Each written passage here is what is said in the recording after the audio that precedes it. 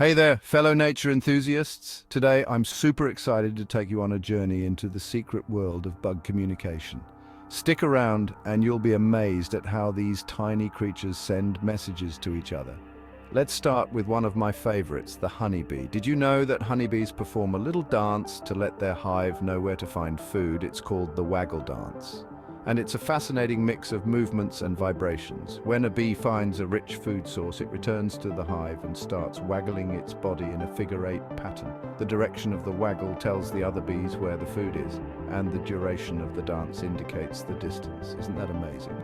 Next up, let's talk about ants. Ants communicate primarily through chemicals called pheromones. When an ant finds food, it leaves a trail of pheromones for other ants to follow. This chemical trail ensures that the colony can efficiently gather resources, but that's not all. Pheromones can also signal alarm, mark territories, or even indicate reproductive status.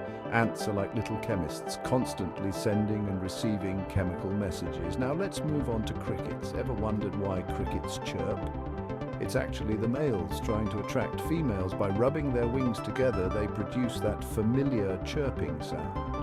Each species of cricket has its own unique chirp, and females can tell the difference. The louder and more frequent the chirp, the more attractive the male is to potential mates. Talk about serenading for love. Have you ever seen fireflies light up the night? Those flashes are another form of insect communication. Male fireflies flash their lights in specific patterns to attract females. Each species has its own flash pattern, kind of like Morse code. When a female sees a pattern she likes, she flashes back and they find each other in the dark. It's a beautiful bioluminescent conversation. Now let's touch on butterflies. Butterflies use a combination of visual signals and pheromones to communicate. Males often have bright, colorful wings to attract females.